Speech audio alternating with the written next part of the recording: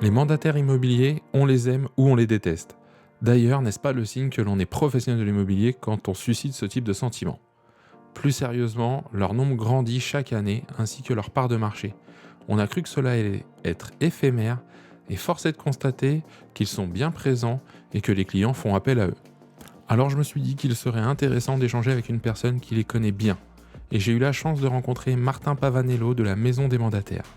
Il nous partage sa vision des mandataires et de leur réseau, ce qui les différencie ou pas, les axes d'amélioration qui peuvent s'appliquer à l'ensemble de la profession et une vision de l'entrepreneuriat pour les années à venir.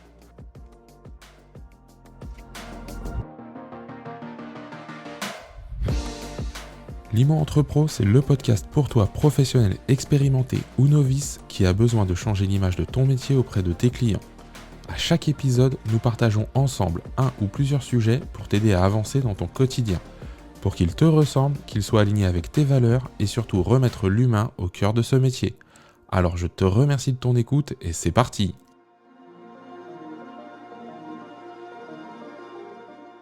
Bonjour Martin. Bonjour.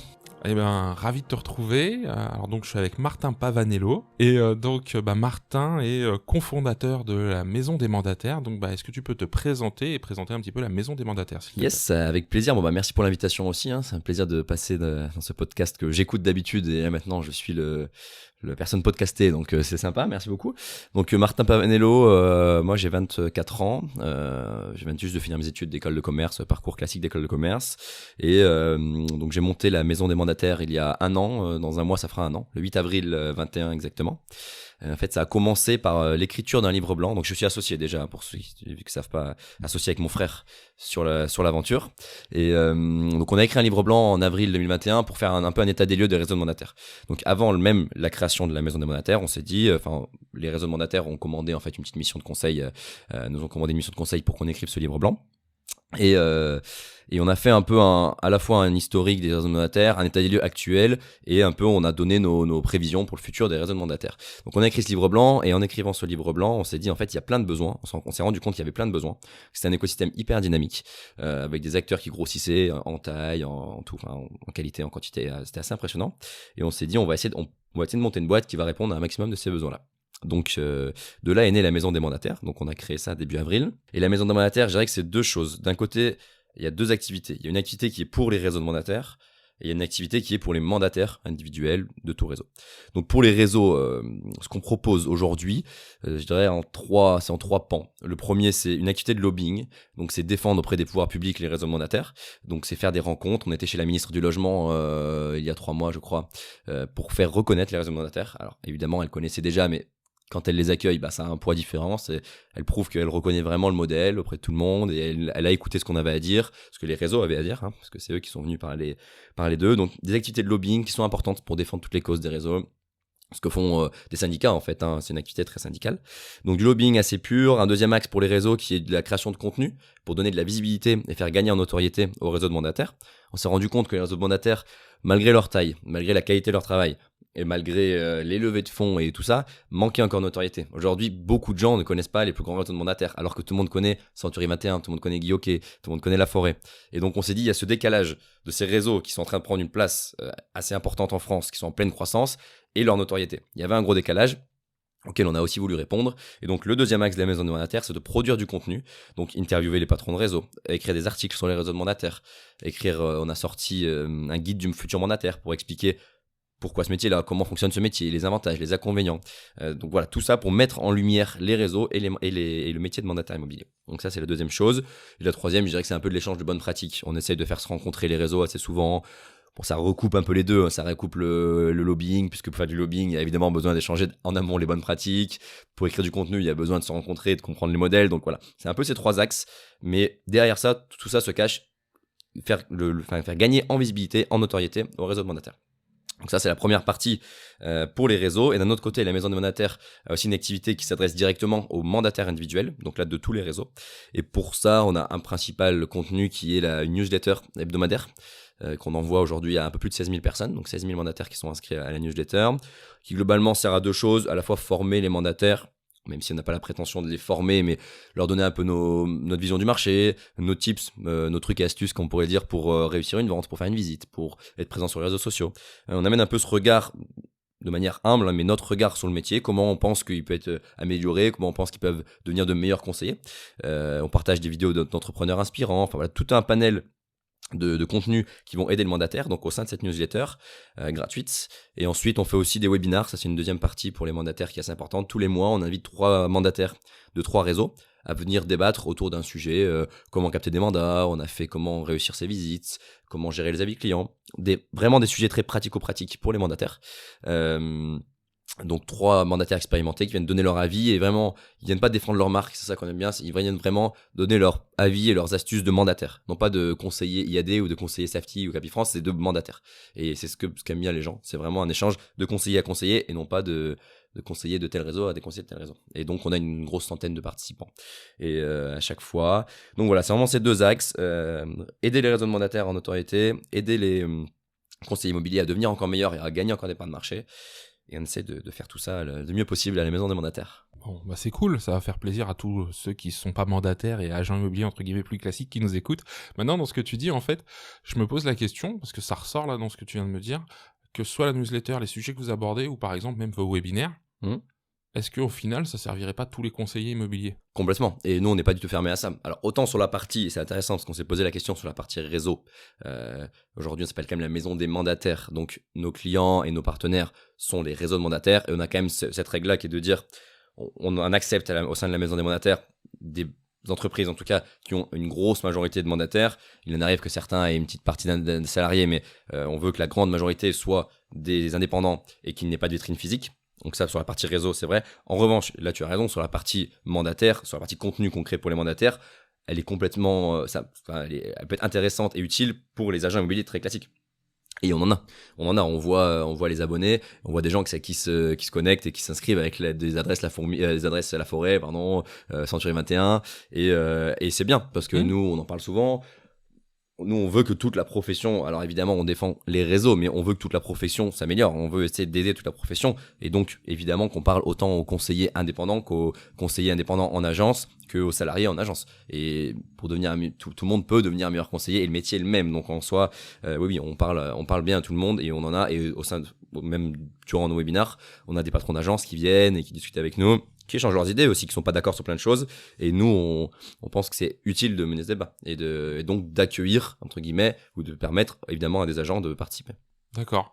Non, parce que c'est intéressant, parce qu'au final, moi, c'est comme ça que je le définis, et ça va peut-être en choquer certains, mais c'est intéressant parce que, pour moi, le mot mandataire, en fait, on a mis ce mot-là sur ces personnes qui travaillent dans ces réseaux, mais je crois aux dernières nouvelles que quand je fais signer un mandat, mon client, c'est le mandant, et moi, je suis le mandataire, peu importe si je suis dans une agence ou si je suis indépendant. Et donc, en fait, on est tous le mandataire de quelqu'un. C'est sûr. Donc c'est ça. Et donc l'objectif aujourd'hui de ce podcast et de cet épisode, c'est un petit peu de parler des différences, peut-être des axes d'amélioration. Quelle différence toi tu ferais principalement entre les mandataires entre guillemets et les professionnels, on va dire plus classiques de l'immobilier? Alors pour ce qui sont des différences visibles, on va dire, et assez directes. Déjà les mandataires ne travaillent sans agence physique, donc ils n'ont pas de vitrine physique. Les réseaux de mandataires n'ont pas de vitrine. Vous ne verrez pas une agence IAD, ça n'existe pas. Une agence Safety, ça n'existe pas. En bas des immeubles, non, ça c'est un modèle qui fonctionne sans agence physique. Donc c'est la première chose. Donc de cette absence d'agence physique découle le fait que ces réseaux ont moins de coûts fixes, donc des prix un peu moins élevés que les agences, même si honnêtement ça commence un peu à converger. Les agents classiques ont pas mal baissé leurs prix, donc ça commence à converger, mais il y a quand même encore cette petite différence de prix. Je dirais que les commissions de mandataires sont un peu moins élevées. La grosse différence, évidemment, c'est le statut d'indépendant. Alors c'est vrai qu'il y a beaucoup maintenant d'indépendants au sein des agences traditionnelles, au sein des agences qu'on appelle vitrées. Century 21, je crois, si je dis pas de bêtises, c'est 50% d'indépendants, quelque chose comme ça. Donc il y a de plus en plus d'indépendants, mais le modèle des réseaux de mandataires a été fait pour des indépendants. Le modèle des agences a été fait pour des salariés, qui ensuite sont devenus indépendants. Mais comme le modèle mandataire a été pensé pour des indépendants, tout ce qui tourne autour vise à aider vraiment l'indépendant. Et l'indépendant, nous on dit souvent indépendant, mais pas seul. Ils sont très accompagnés par leur réseau. Ils ont tous les outils digitaux nécessaires pour mener leur faire leur métier en tant qu'indépendant. Sur la formation aussi, aujourd'hui, ils sont de plus en plus accompagnés et tout a été pensé pour l'indépendant. Donc le métier, ils apprennent pas le métier de la même manière. Et ça, c'est assez important. Ensuite, au niveau du métier, si qu'on réalise une vente avec un mandataire ou un agent, nous, on aime bien dire, honnêtement, les compétences et le métier et normalement sont les mêmes. C'est toujours comme partout, il y a des réseaux meilleurs que d'autres, il y a des agences meilleures que certains réseaux et des réseaux meilleurs que certaines agences. Ça, je pense qu'on ne peut pas le nier, hein. Ça, c'est sûr. Maintenant, le métier, il est le même. Nous, ce qu'on pense au sein de la maison des mandataires, la petite différence, c'est que lorsqu'on est indépendant, si on compare plus l'indépendant et le salarié, donc le mandataire du réseau IAD ou Safety ou 3G Immobilier et l'agent salarié de Century ou Guy Hockey, la vraie différence pour nous qu'on ressent, et j'ai l'impression que c'est ce que ressentent aussi les vendeurs, c'est que comme le mandataire est indépendant, comme il gagne de l'argent simplement sur ses commissions et sur les ventes qu'il va réaliser, on pense que il est plus impliqué grâce à ça, il est plus impliqué dans sa vente. C'est quelqu'un qu'on peut appeler le samedi après-midi. C'est quelqu'un qui peut venir nous dépanner un dimanche. Ce qui est plus dur quand on est salarié, parce qu'évidemment, on est moins engagé et on a moins ce besoin de, peut-être, et dans toute entreprise d'ailleurs. Il y a plein d'entreprises dans lesquelles, oui, le week-end, c'est le week-end, ou le soir, à partir de 20h, je pars, donc je pars. Quand on est indépendant, on gagne sa vie, vraiment, on n'a pas de salaire qui tombe tous les mois. Si on arrête de vendre et si on n'est pas très bon, in fine, on n'a plus de salaire, on n'a plus de revenus. Et donc, nous, on pense que c'est une motivation en plus, ce statut d'indépendant, pour se dire je me donne à fond, j'accompagne encore plus mes clients, je me rends encore plus disponible, et c'est peut-être une différence qu'on arrive à voir, et c'est aussi certainement ce qui explique aujourd'hui, si on regarde les avis clients des principaux réseaux de mandataires, ils sont très très bons. Et ce qui ressort souvent, on avait fait cet exercice à la maison des mandataires de regarder les mots qui ressortaient souvent, 100% du temps c'est accompagnement. Il y a un accompagnement très important, il y a une présence tout le temps, une efficacité, ils sont là, ils sont vraiment sur le terrain tout le temps et très présents auprès des vendeurs. Et encore une fois, c'est pas blanc et noir. Je dis pas que c'est pas du tout le cas chez les agents immobiliers, loin de là, sinon elle n'existerait plus, hein. Et c'est pas le cas. Mais je pense que c'est un peu plus fort chez les mandataires, parce que ce statut d'indépendant les oblige à vraiment être vraiment proche du vendeur et tout faire pour le vendeur, être présent auprès du vendeur, l'accompagner, sans dire je remets ça demain, parce que on peut pas quand on est conseiller indépendant, je pense. Alors, ouais, je comprends l'idée du fait indépendant. En fait, ça va être ma rémunération qui va en jouer, etc. Après, moi, je vais partager mon point de vue. Je pense que c'est plus lié à la personne, en fait, parce que on connaît très bien, et peu importe d'ailleurs le métier, il n'y a pas que l'immobilier, hein, des personnes qui sont très impliquées et qui vont répondre à pas d'heure ou ce genre de choses. Et puis des personnes, voilà, on a déjà travaillé peut-être dans des entreprises où la personne fait son 9-17 et puis c'est pas une minute de plus, c'est pas une minute avant. Ça peut arriver. Et après, dans ce métier, alors peut-être plus dans l'immobilier, encore une fois, je vais parler d'humain parce que moi c'est mon credo, mais si on considère réellement l'autre, je pense qu'il y a vraiment quelque chose à jouer, peu importe, en fait, c'est au-delà du statut. Maintenant, je comprends cette vision que tu peux avoir, en tout cas, de cet échange. Et ce qui est intéressant, par contre, c'est que ça nous donne une tendance de besoin du client, qui est l'accompagnement. Parce que si c'est le mot qui est plus ressorti pour les mandataires, c'est aussi, et c'est ce qu'on met en avant, je pense, dans pas mal de réseaux, peu importe, mandataires, classiques, agences, c'est cet accompagnement dont les gens ont besoin. Parce que si aujourd'hui, ils nous payent une commission, c'est pas juste le fait qu'on mette une annonce en ligne, parce que ça, le Bon Coin le permet. En tout cas, c'est comme ça souvent que je l'explique en formation. C'est plus d'aller chercher une vraie relation, et le fait que le mandataire soit présent ou que l'agent immobilier, le professionnel soit présent, je pense que ça commence déjà par là. Ouais. Et puis après, il y a ces éléments-là. Complètement. D'ailleurs, juste pour rajouter, j'écoutais hier Oussama Hamar, qui est le patron de The Family, un fonds d'investissement parisien, incubateur fonds d'investissement, et qui est pas très branché immobilier, et qui justement, on lui a posé la question, pour toi, c'est quoi un peu l'avenir du métier d'agent immobilier?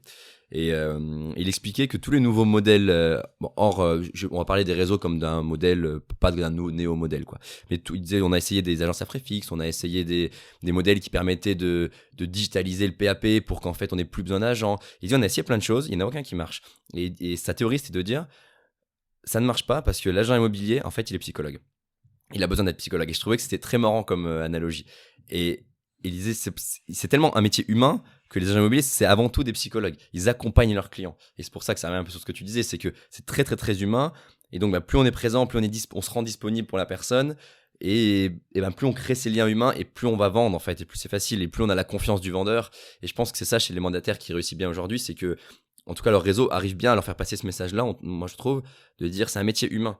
C'est pas le meilleur en technique qui sera le meilleur agent immobilier. Et moi je suis persuadé de ça. Évidemment qu'il faut des bases minimum pour être un bon agent, et encore heureux d'ailleurs. Mais c'est le plus humain. Et si on suit la vision de Sam Hamar, c'est le plus psychologue en fait. C'est la personne qui va le plus rentrer dans la tête du vendeur, comprendre pourquoi il vend, est-ce qu'il veut vendre vite, cher, c'est quoi ses motivations, c'est quoi ses peurs. Parce que c'est aussi ça, le bon agent immobilier, il va comprendre les peurs de son vendeur pour pouvoir les appréhender. Et j'ai trouvé cette vision assez marrante, et ça rejoint ce que tu dis, c'est humain, et donc c'est le meilleur humain, et c'est pour moi du coup celui qui va être dans l'accompagnement global le plus important, quoi. Ce que tu es en train de dire, ça me parle énormément, parce que moi j'ai commencé l'immobilier, j'étais relativement jeune, j'avais 23 ans, donc assez moi aussi, jeune. du coup. Ouais. Et tu vois, on a ce point en commun.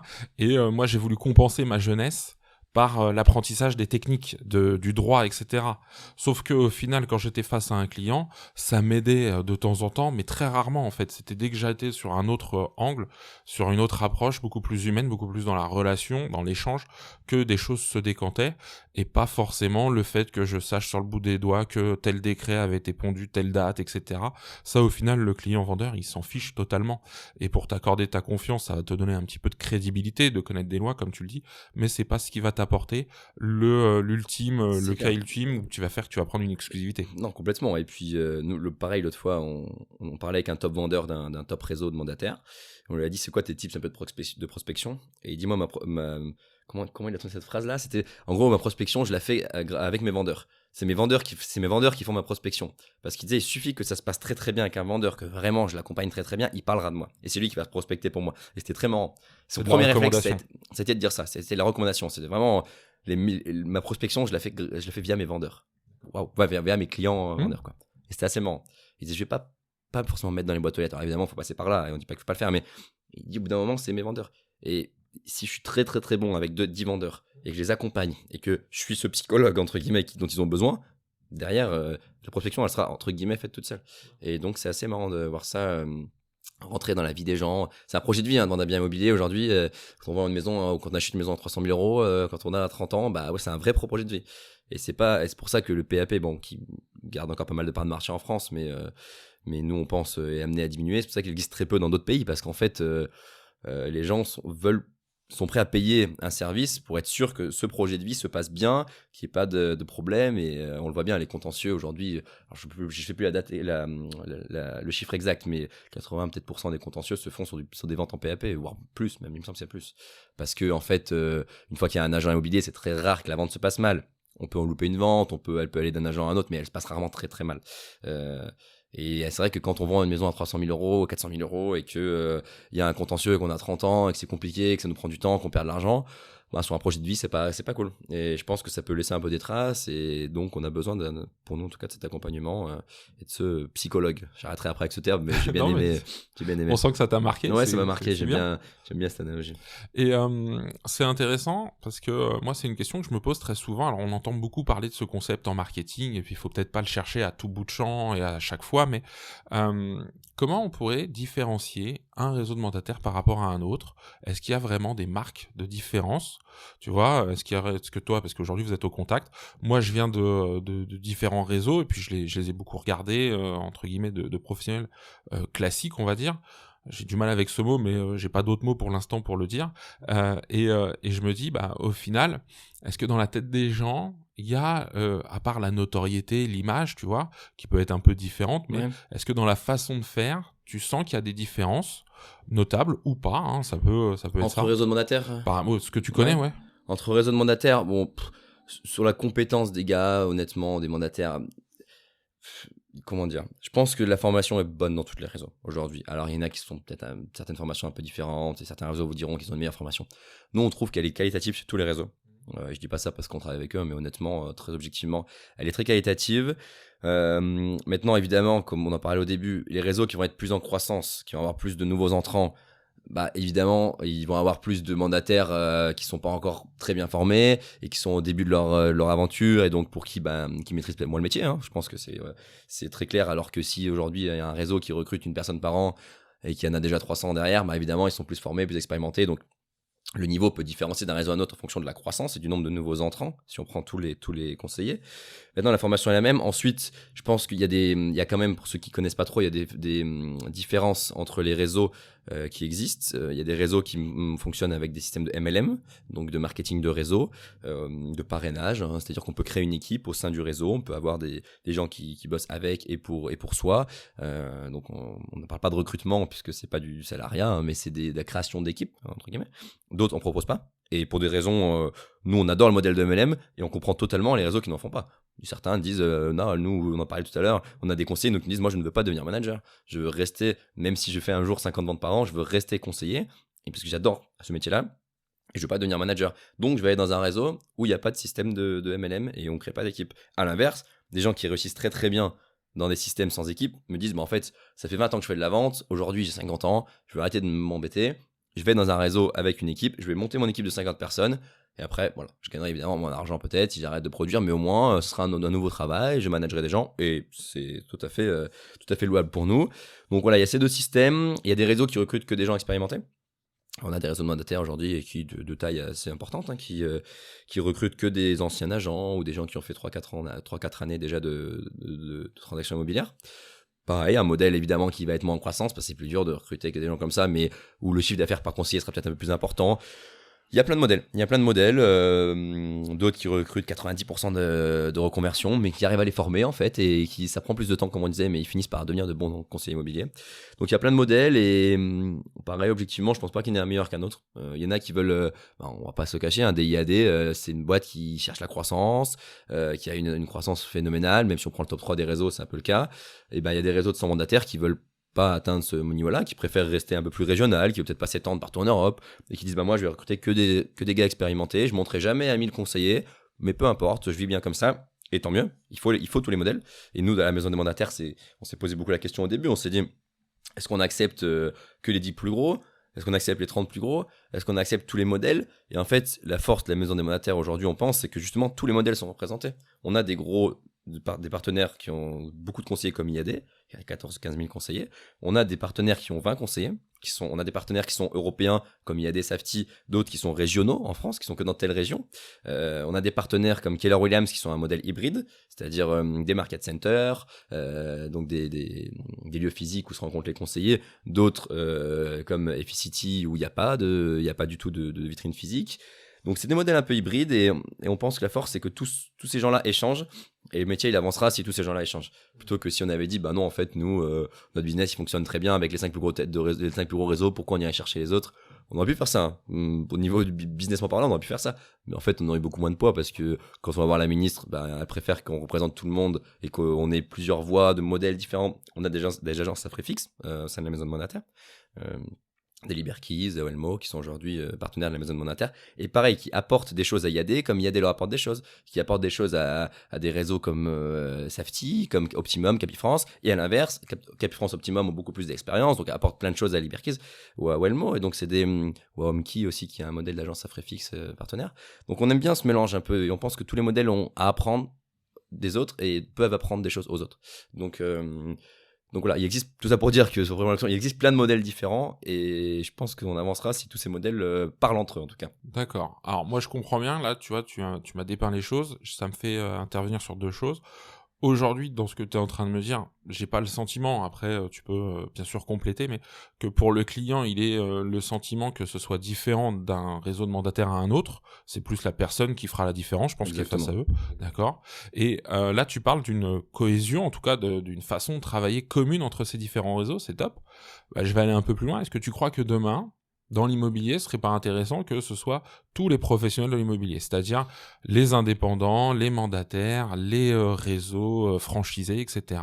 Peu importe, qui devraient être, en tout cas, dans certains points de vue, avancer main dans la main pour améliorer l'image de l'agent immobilier auprès du grand public. On aimerait bien, et moi je suis persuadé que c'est le sens de l'histoire, hein, faut tout le monde coopérer, faut rester concurrent. Nos réseaux partenaires sont concurrents, ils le cachent pas, hein. Ils s'aiment bien, mais ils sont concurrents, et il faut qu'ils soient concurrents, parce que sinon s'il y a plus de concurrence, il y a monopole, et donc il y a plus de, enfin c'est le client qui le subit. Donc il faut qu'ils soient concurrents, mais il faut qu'ils parlent entre eux. Et aujourd'hui, on en parlait un petit peu tout à l'heure, il y a cette cassure entre l'agent immobilier classique, les agences classiques et les mandataires. Et on voit bien, la FNAIM aujourd'hui ne reconnaît pas du tout les réseaux mandataires, ou très peu, c'est très lent. On a un ou deux partenaires qui y sont, mais honnêtement, c'est très dur. Et il faut faire ce pas en avant vers les mandataires immobiliers, nous on pense, et c'est aussi pour ça qu'on essaie de défendre la profession, pour que tout le monde travaille ensemble. Et là aussi, les modèles de mandataires ont plein de choses à apprendre. Déjà, se sont inspirés, et ils ne le cachent pas, se sont inspirés des modèles d'agences classiques. Et j'ai envie de dire à l'inverse, les modèles d'agences classiques ont plein de choses à apprendre des réseaux mandataires, de leur développement, de pourquoi ils ont choisi des indépendants, pourquoi ils ont arrêté les vitrines physiques. Il y a c'est des sujets cohérents, ils ont réfléchi avant de faire ça. Donc d'un côté comme de l'autre, il y a plein de choses à apprendre, donc il faut discuter. On parlait d'Uber tout à l'heure. Uber a tué le marché des taxis. Aujourd'hui, le meilleur service à Paris, je pense que c'est G7.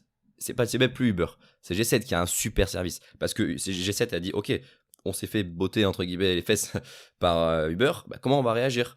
Et Uber aujourd'hui, je suis sûr qu'ils s'inspirent aussi en continu de comment G7 ça a évolué et comment ils ont amélioré leur service en gardant un peu. Aujourd'hui, ça reste des taxis, les gens de G7. Donc voilà, je pense que les deux modèles doivent parler. On a parlé tout à l'heure de la MEPI qui n'accepte pas les réseaux mandataires. C'est dommage. D'accord. C'est dommage parce que. Et je pense que, en tout cas, nous, les patrons de réseau à qui on parle, seraient ouverts à ce débat-là et seraient ouverts au moins à l'échange. À l'échange, évidemment. Alors, est-ce qu'ils travailleront un jour ensemble? Je sais pas. Sur des sujets comme le fichier AMEPI, je pense que ça aurait pu être intéressant que tout le monde travaille ensemble. Maintenant, il y a des initiatives du côté des mandataires qui sont en train de se mettre en place. Donc, on va voir comment ça évolue pour le partage de mandats. Mais oui, je pense qu'il y aurait intérêt. Mais pourquoi ça se fait pas? Un peu comme le modèle Uber, c'est-à-dire on regarde un peu les nouveaux entrants comme ah non mais c'est des modèles low cost avec que des indépendants qui font ce sont des bouchers agents immobiliers comme on entend souvent.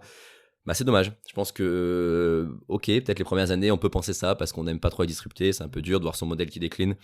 À un moment donné, ils auront à gagner, je pense, des échanges avec ces gens, avec les réseaux de mandataires et pareil dans l'autre sens. Donc c'est dommage. Mais bon, pour ceux qui ont vu un peu le débat que Vincent, mon associé, a eu avec Laurent Vimon, président de Century 21, on voit qu'il y a quand même ces clichés qui reviennent. On voit que c'est le cliché de l'agent immobilier bouché, le cliché de ils font 2 ventes par an, le cliché de nous, les agents, on en fait plutôt 10, 15. Je pense que d'un côté comme de l'autre, c'est pas correct. Et aussi, ce qu'on se disait qui est très juste, c'est que si les agents ont un pas à faire vers les mandataires, je pense, pour échanger et arrêter ces stéréotypes, les mandataires ont un pas à faire vers les agents. Nous, on les voit toute la journée et on est très lucide là-dessus. On les voit sur Facebook, sur LinkedIn, taper sur les agents, dire ah mais nous on est le plus gros réseau, regardez on pèse 10 fois plus, on est valorisé 10 fois plus que vous, plein de choses comme ça. Donc je pense qu'ils ont un pas aussi à faire vers les agents. Dans ce que tu es en train de me dire, c'est intéressant parce que je crois que c'est un débat en fait qui est depuis la nuit des temps en tout cas dans l'immobilier. Et ce que je trouve dommage, c'est que dans ce débat-là, il y a une personne qui est oubliée, c'est le client. Tu vois, c'est-à-dire que je reprends l'exemple, c'est un mandat exclusif qui soit chez n'importe qui, derrière c'est surtout il y a un vendeur et un potentiel futur acquéreur. Et le fait de pas travailler ensemble, c'est de se couper d'une part du marché, mais surtout c'est de pas amener, tu vois, le client au maximum de ses possibilités. Ouais, c'est clair. Et c'est vrai que c'est quelque chose, je pense, qui nous ferait grandir. Alors après, j'entends bien qu'il y a un travail derrière, etc. Maintenant, on en parlait tout à l'heure, il y a des mandataires quand même qui font des chiffres d'affaires assez colossaux, et je connais pas mal d'agences qui voudraient faire ce chiffre d'affaires-là, avec une équipe de 4-5 personnes.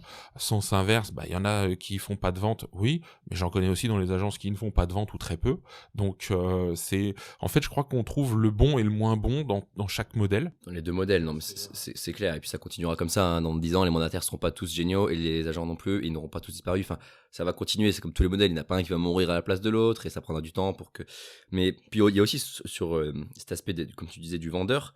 Je pense que plus on passe de temps à se taper dessus, plus agent tape sur mandataire et mandataire tape sur agent, moins on est crédible auprès des vendeurs. Les vendeurs, ils sont sur Facebook. Les vendeurs, ils sont ils voient tout ce qui se passe sur les réseaux sociaux, et pas globalement sur les réseaux sociaux. Ils voient les débats télévisés, ils entendent tout ça. Et on perd en crédibilité à se taper dessus. Et on parlait tout à l'heure aussi de la part de PAP en France, qui est aujourd'hui à 30-35%. C'est ça aujourd'hui le vrai concurrent des agents et des conseillers. Les réseaux mandataires grossissent pas que sur la part des agents, ils grossissent aussi sur le PAP. Et demain, s'ils veulent doubler de volume, ça va passer par faire diminuer le PAP. Sauf que pour faire diminuer le PAP, il faut que ces gens qui font du PAP aujourd'hui, demain passent par une agence ou par un réseau mandataire, en tout cas par un conseiller. Et pour qu'ils le fassent, il faut qu'ils aient confiance et qu'ils aient une bonne image de lui. Si on se tape dessus toute la journée, d'un côté comme de l'autre, ils vont dire oh là là, c'est quoi ce chantier, c'est qui ces gens-là qui sont pas sérieux, qui passent leur temps à critiquer l'un et l'autre. Moi, je vais rester en PAP. Ça leur donne raison en tout cas par rapport à ce qu'ils vont penser, parce que ils vont se dire, moi, des professionnels qui se font la guerre entre eux, comme tu l'as dit, il peut y avoir une concurrence, Ça peut même être en interne, très clairement, hein, je vais être très direct. Mais face au client, c'est son intérêt qui doit réprimer parce que c'est là où on va aller récupérer cette confiance et qu'on va pouvoir libérer, entre guillemets, ces parts de marché qui nous échappent encore. Il y aura certainement des irréductibles, mais si on pouvait la faire descendre à 5, moins de 10% en tout cas, si aujourd'hui je prends 1 million de transactions et qu'on en récupère déjà 200 000 de plus à se partager entre tous les professionnels immobiliers, je pense que tout le monde serait déjà content sur ces 200 000 transactions. Je pense que c'est là aussi, on parlait du sens de l'histoire, je pense que c'est le sens de l'histoire. Les pays anglo-saxons aujourd'hui ont 5% de PAP, il y a une raison. La majeure partie des pays ont ce chiffre-là et nous on est à 30. Donc je vois pas pourquoi il y aurait pas de raison logique pour qu'on reste à 30. Mais donc faut faire des efforts pour aller chercher aussi ces 25% qui restent, quoi. D'accord. Quel serait l'axe d'amélioration, tu vois, des professionnels de l'immobilier en général? Peut-être après tu feras une spécificité sur les mandataires, mais toi tu verrais quoi comme axe de progression pour l'année 2022 ou les années à venir? Ouais. Je pense un gros sujet, c'est la promesse qui est faite aux nouveaux entrants. Ça, c'est important. Il faut, que ce soit mandataire comme agent d'ailleurs, on voit les deux, il faut un peu arrêter de dire devenez mandataire ou devenez agent et gagnez 100 000 euros votre première année. Évidemment que c'est possible, évidemment qu'on en voit. La vérité, c'est que c'est pas le cas de la majorité, et sinon il y aurait pas de turnover comme ça dans un modèle comme dans l'autre. Donc je pense qu'il faut être beaucoup plus... Et bien sûr qu'il faut recruter, donc c'est plus facile de dire tu vas être payé 200 000 euros la première année, c'est plus facile pour recruter, évidemment. Mais je pense qu'il faut être un peu plus sérieux là-dessus, ne pas faire de fausses promesses. Parce que là aussi, on parle de crédibilité, c'est le modèle qui perd. Quand on va dire à quelqu'un, tu vas gagner 100 000 euros et qui fait pas une vente ou 1, 2, 3 ventes sa première année, il dit en fait, c'est pas ce qu'on m'avait promis. En fait, les mandataires nous mentent. Pour l'image de toute la profession, je pense que c'est important de pas faire de fausses promesses. Et donc ça, c'est un axe d'amélioration important pour 2022. La formation, continuer sur la formation, être encore meilleur sur la formation. Voilà, il y a plein de sujets qui arrivent. Le DPE change, les logements se complexifient. Donc, je pense que les conseillers vont devoir monter encore en gamme, être encore meilleurs. Ils le sont, ils se forment beaucoup, mais se former encore plus et devenir meilleur conseiller, je pense que c'est important pour que le vendeur soit encore plus accompagné. Ça, c'est un peu les deux axes. Et puis, voilà, collaborer, quoi. Arrêter de... C'est pour toute la profession, je pense que c'est bien. Que tout le monde se parle et qu'on avance ensemble. Voilà, modèle aujourd'hui, je disais, on a un modèle comme Keller Williams au sein de la maison des mandataires, qui est un modèle très hybride, qui est vu par les agences comme une agence et par les réseaux comme un réseau de mandataires. Et c'est bien. Et ils parlent à tous les modèles. Parce qu'ils savent qu'ils ont plein de choses à apprendre des agences comme des réseaux de mandataires. Donc aujourd'hui, ils parlent avec tous les modèles et ça se passe bien. Au sein de la maison de mandataires, ça se passe bien. Il y a des échanges, parfois mieux que d'autres, mais au moins ils se parlent. Et donc, on pense que ça va être aussi important de le mener. Ouais, moi, je trouve que chacun peut avoir ses spécificités et derrière avancer avec ses idées, ses convictions, mais ça n'empêche pas que l'échange aussi peut donner de nouvelles idées, de nouvelles visions, et ça peut être très intéressant. Est-ce que tu aurais aimé que je te pose une question que je t'ai pas posée ou rajouter quelque chose par rapport à cet épisode, à cette émission? Je réfléchis. Non, peut-être ce qu'on parlait un peu tout à l'heure sur le pourquoi on a créé la maison des mandataires, en fait. Pour finir là-dessus, ça va boucler la boucle. La boucle sera bouclée. Nous, on pense aujourd'hui que c'est un vrai phénomène de société, ce mouvement d'indépendant, de devenir indépendant. On a eu 100 000 créations d'entreprises en France en janvier. C'est un record historique et une grosse majorité d'autres entreprises dedans.